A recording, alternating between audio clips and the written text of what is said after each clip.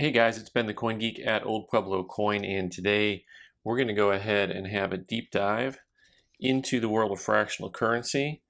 And before we do that, I just want to remind you that, of course, you can like, share, subscribe, but also join. We do have memberships. All that information is available in the show notes, the video details.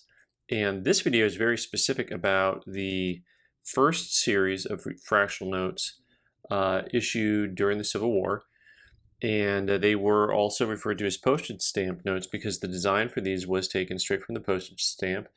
You can see Thomas Jefferson was on the 5-cent piece, the 5-cent stamp. And then on the 10-cent stamp, you had George Washington. And I'll find a 10-center here in a second, but in the meantime, we can look at the 50-cent because that leads us right into the main deviation. The denominations on these were 5 cents, 10 cents, 25 cents, and 50 cents. So we're going to go ahead and sort these out a little bit here. Lots of 5s, got some 50s over here, got a quarter there. And unfortunately, I don't have any of the 10s, but that's okay. The 10 cents is just like the 5-cent, but with just one of these on it instead of a multitude. Now there are different varieties on these, and the first series of the fractional series is one of the easiest to understand the differences between the different series because each denomination has 4 main designs. Now there are other sub-designs to these, but you'll notice they made them with both a straight edge and a perforated edge. So the perforated edge, of course, looks like a stamp, a postage stamp. And they also made them with and without monograms. So the monogram is this little guy from the America Banknote Company, the ABC right there. And you're going to find that that gives you 4 different varieties. Now, we're not really going to talk necessarily about things such as specimen notes, but they did make specimen notes as well. So here you can see we're going to look at these 3 notes here, these 3 50-cent pieces. Of course, you have one with the perforated edge, 2 that are straight edged. The 2 straight edge both have the ABC on it, so those are with monogram. And of course, this also has the monogram on it. So as we go through our nickels here, our 5-cent pieces, a couple more straights, with monogram, without monogram.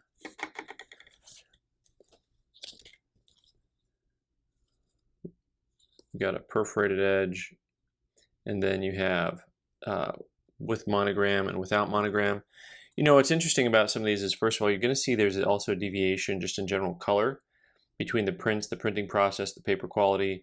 This has a very nice light color to it with heavy ink, and a lot of these are a little bit darker.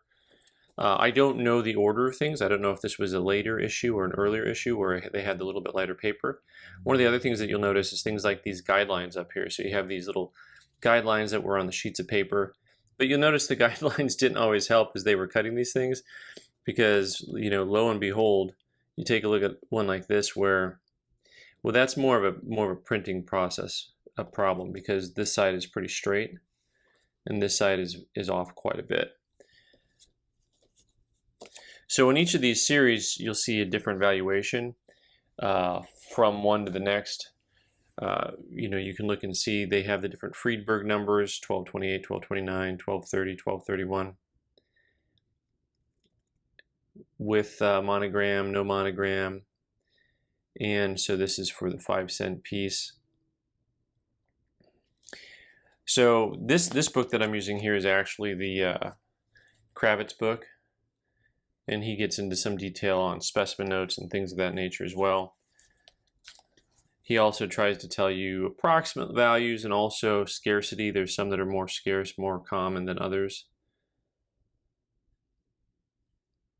So the first series for the fractional notes, the postage notes, are a fun series to collect. They're not complicated to understand the 4 major types for each one. It's very challenging to get a full set together.